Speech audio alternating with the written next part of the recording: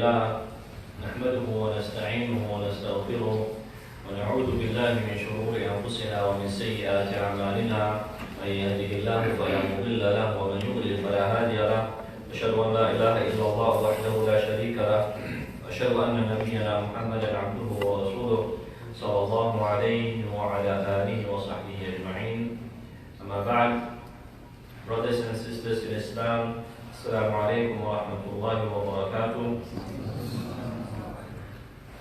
I'd like to begin this halaqah by thanking you, the community, for responding to the many activities that we've held the past few days and weeks. Alhamdulillah, this is a good sign. This is a sign that the community is progressing, moving towards the right direction. And inshallah, we want to keep that up. So please keep giving your support whenever it is called for. Having said that, inshallah, today's halaqah will be slightly different from the halaqah that we've had before. Today is going to be more of an informal sort of halaqah where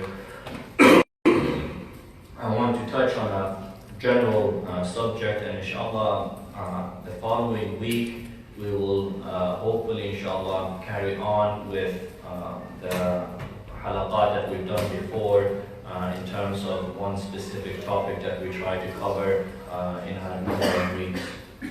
As for today's halaqah, the issue that I want to raise is an issue that I sent out as an email, I believe it was the day before yesterday, or at least a few days ago, and that is concerning manners.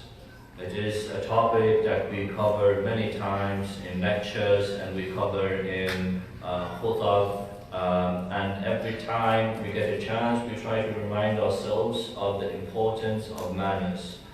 And the story, for those of you that received the email, the story that I shared with you was the story that many other mashayikh have shared with their communities.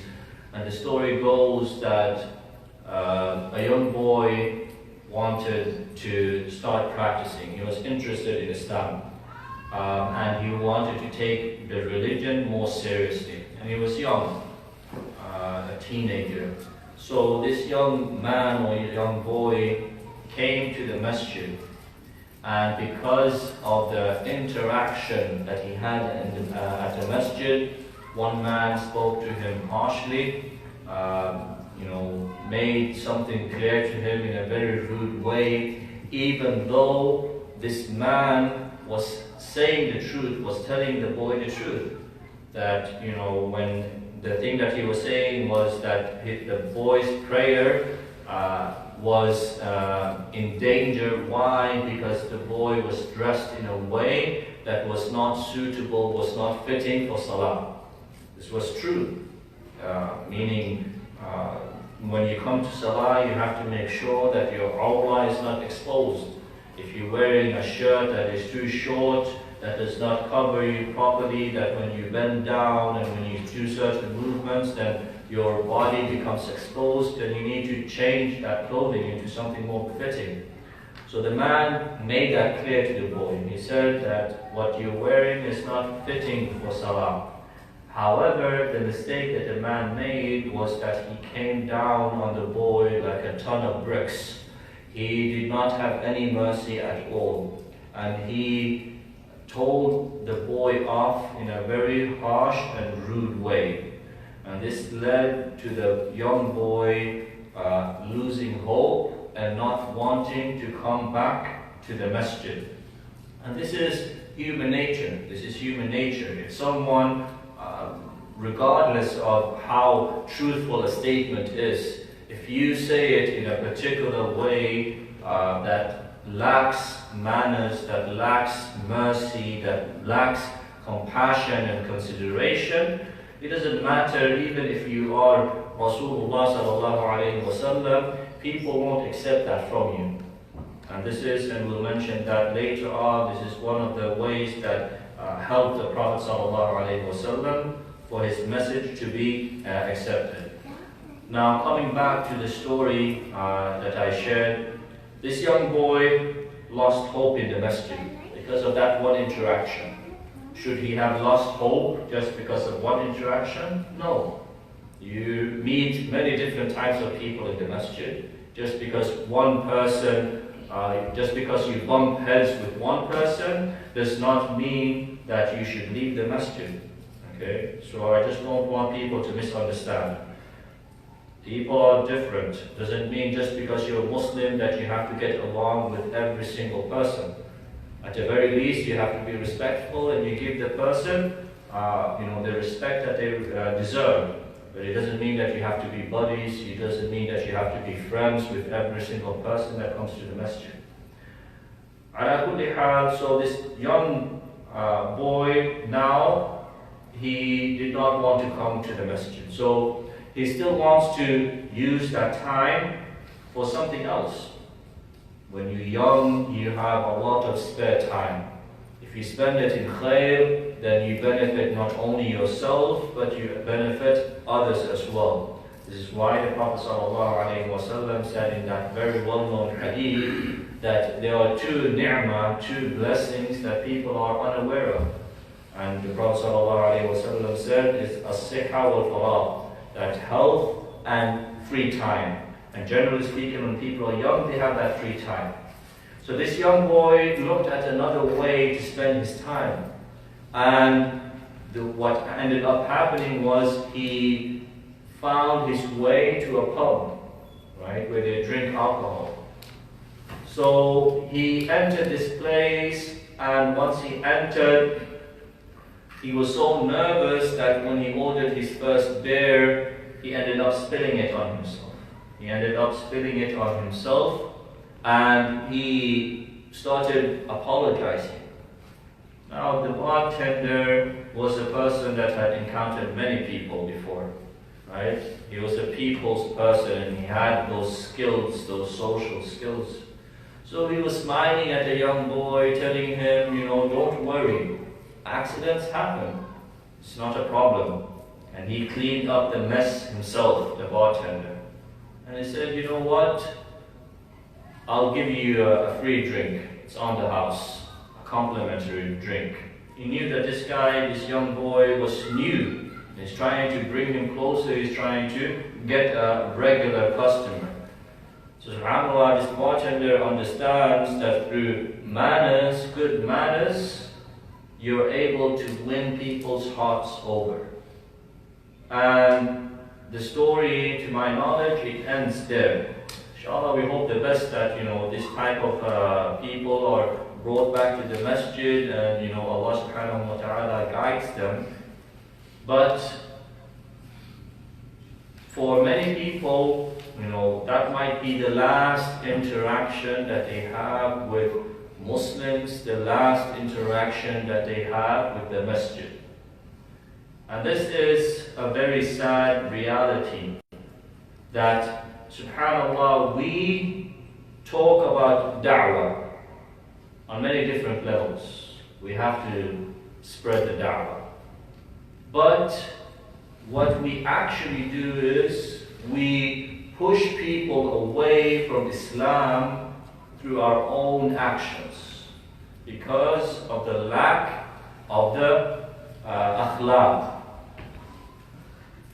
The reason why Allah subhanahu wa ta'ala blessed the Prophet sallallahu alayhi wa sallam with such high akhlaq, wa innaka la'ala khuluqin azim, was in order for that to help the Prophet sallallahu alayhi wa sallam to win people's hearts and bring them closer to the truth. You might have heard of the phrase constructive criticism, right?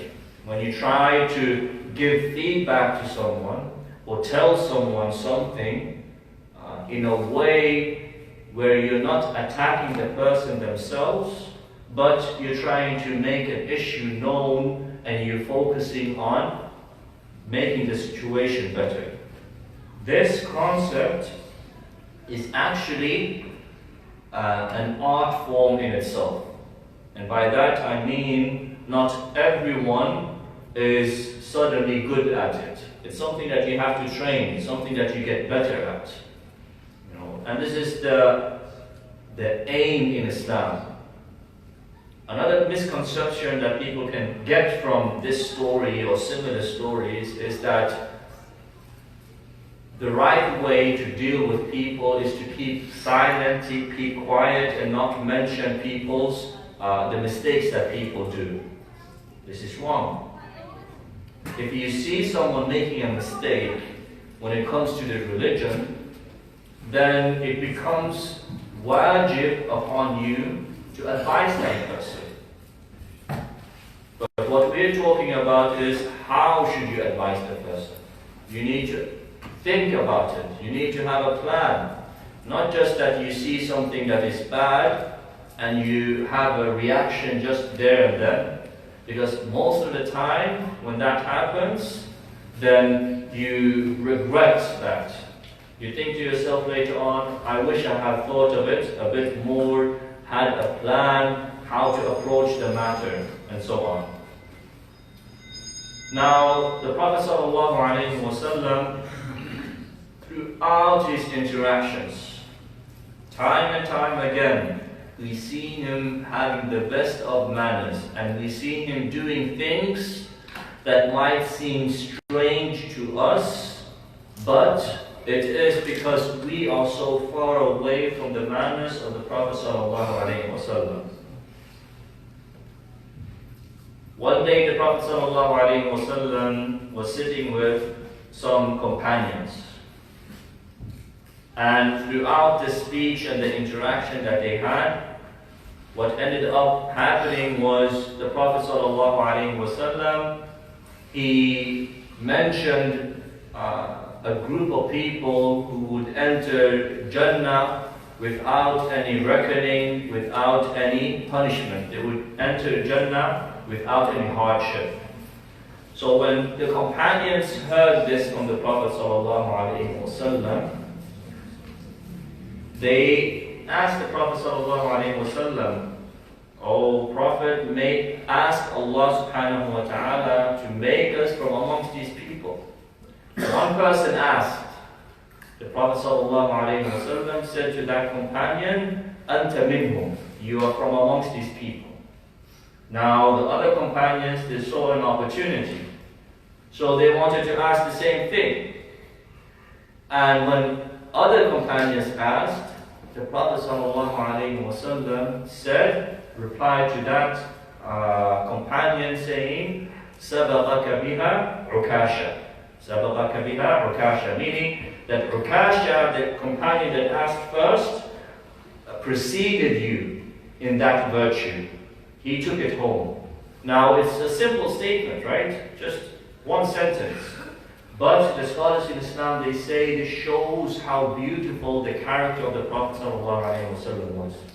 Why? Because if the person asked, if he asked me or anyone else, the person would have said, no, you're not from amongst them. Imagine what that would have done to the person's worth, sense of worth. If a person asked you, ask Allah to make me from amongst the people of Jannah. The Prophet ﷺ didn't lie. He didn't give an empty inshallah like we do. People, they say, make dua for me. And you know yourself that a person might say to you, please make dua for me the third part of the night in tahajjud, when you pray tahajjud. You know yourself that the times that you pray tahajjud is only in Ramadan. And it's very unlikely that you will wake up for tahajjud. But what do you reply to the person? You say, inshallah, inshallah. This is an empty inshallah. But the Prophet ﷺ, he was firm, telling the truth. But how did he do it?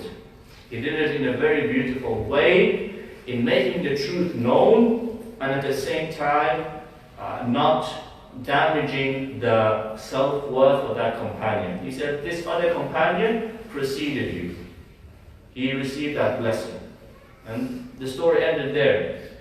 That the companion was not hurt by what the Prophet ﷺ said. Other interactions that are amazing, that many people don't know of, is the fact that the Prophet ﷺ, he would have conversations with not only the elders in the community, but even the young people in the community. Many of us, when we see children, we get annoyed. Or at the very least, we ask a few questions and then that's it. But the Prophet ﷺ took a concern to the well-being of children. And I'm sure many of you know the many different incidents where the Prophet ﷺ would have interactions with children. And he was known ﷺ to place his hand on top of the heads of children as a sign of mercy, looking after them. And the Prophet ﷺ would ask one of the companions, a young boy, Umair radiallahu anhu, about his bird that had passed away. The Prophet ﷺ asked him about the bird, and he found out that the bird had passed away, died. So this again, subhanAllah, shows that what level the Prophet ﷺ was and what level we are at. That if you want to be merciful, if you truly want to be like the Prophet ﷺ, kind, compassionate, it's not just about interacting with a group of people, but you have to have that same mentality in all parts of your life. In some of the narrations, it says that the Prophet ﷺ, when he would travel with his wives, he would bend down and let his wives use him in order to ascend on the camel. Allahu Akbar. Today, many people, they think that, belittling yourself in front of your wife is, something that goes against manlyhood, that goes against being, a true man. But the best of men, when it came to traveling, he would look after his wives, and he would put himself in such a situation where he would physically help his wives to ascend the camel.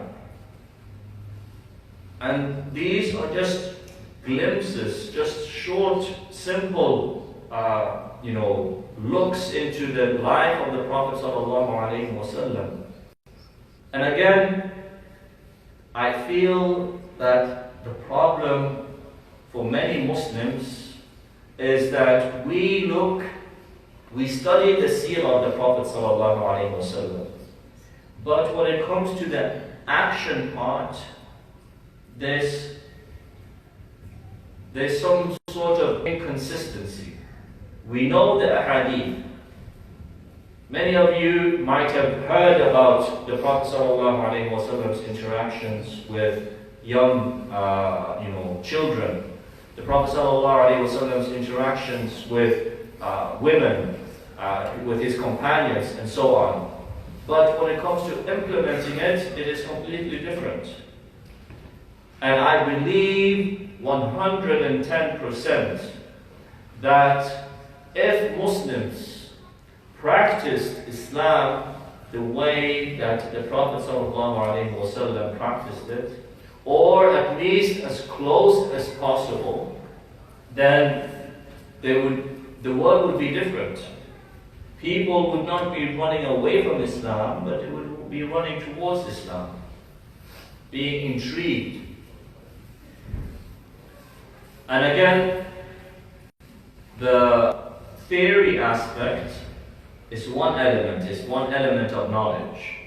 But true knowledge, like the scholars in Islam always point out, lies in the actions.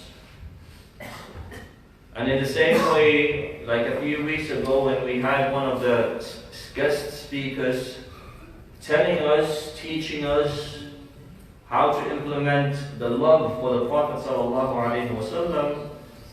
One of the key aspects of that is following his sunnah. So I hope that people realize that when it comes to manners, it is something that every single person needs to work on. And the more you work on your manners, the better your Islam becomes. The Prophet ﷺ said, there's no such thing that weighs heavier on the scale on the day of judgment than manners, akhlaq, husnul khuluq. This, you can forget about the fasting and the praying and all those things. Those things are important, no doubt. But it is the husnul khuluq, how you deal with people.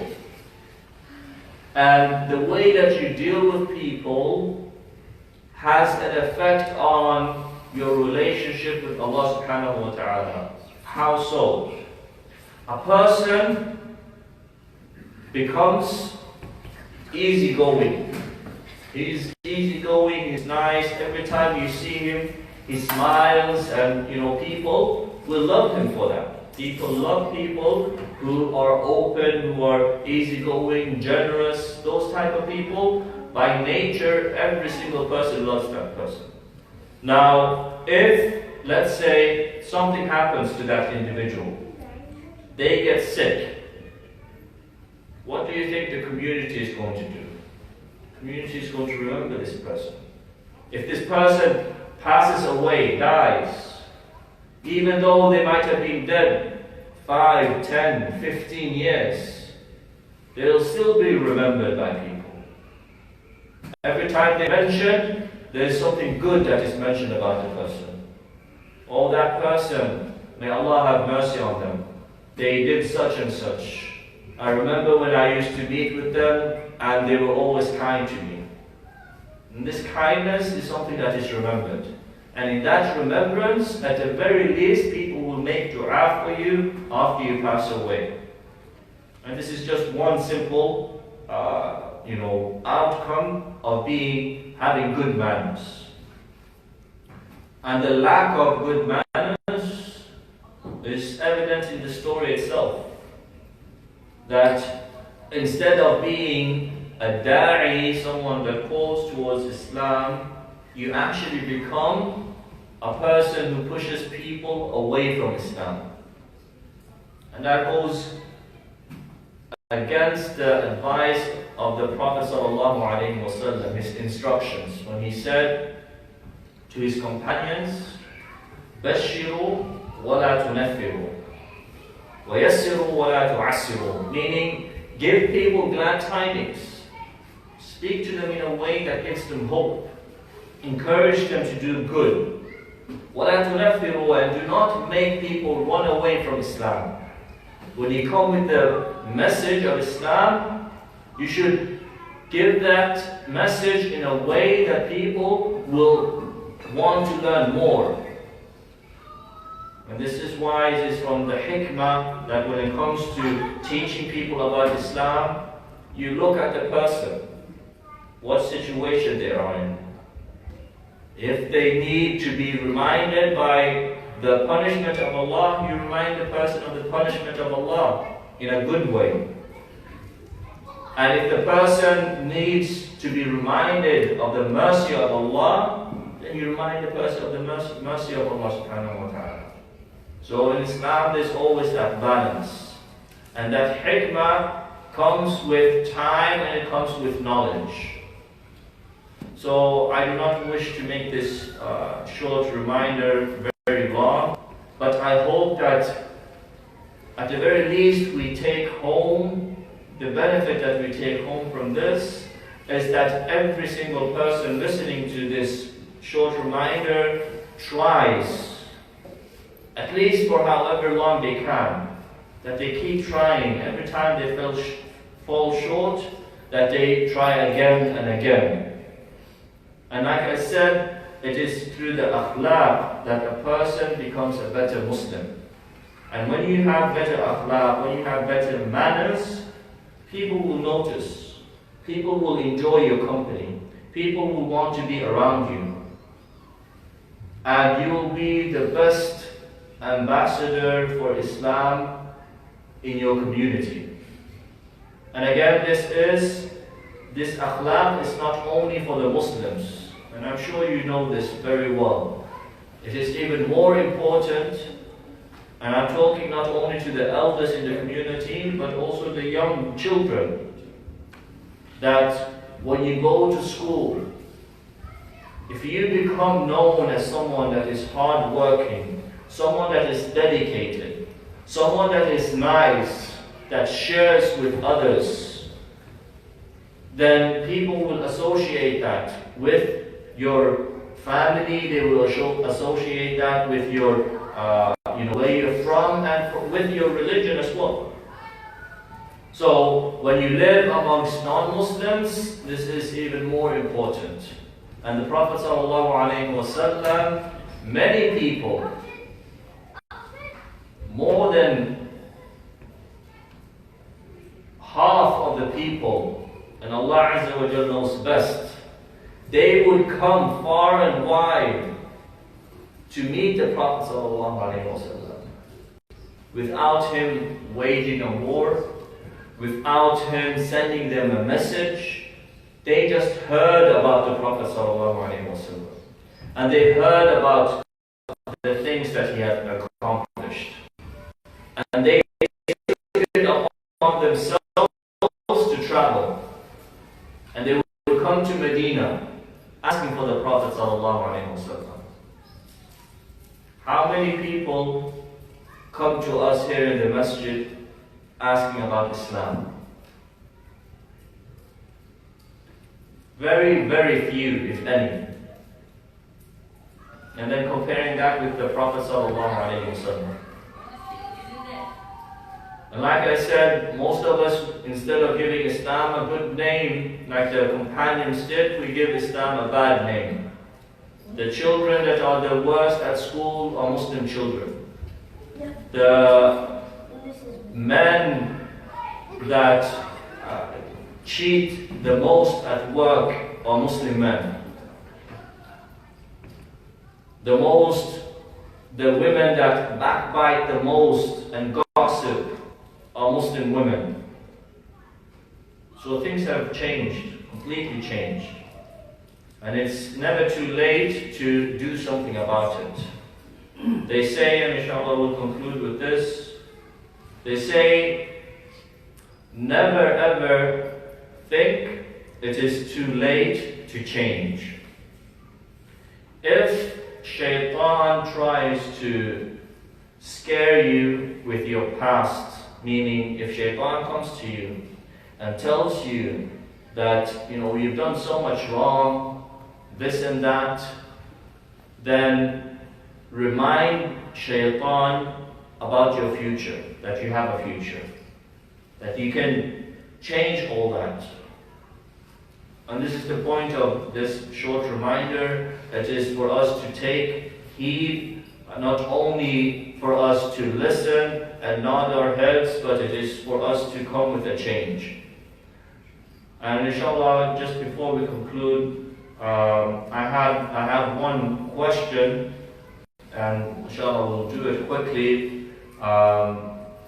The upcoming classes, there's 2 options, and if people want to suggest more things to me, they're more than welcome to do so. But right now there's 2 options, possible options, for us to study in the near future.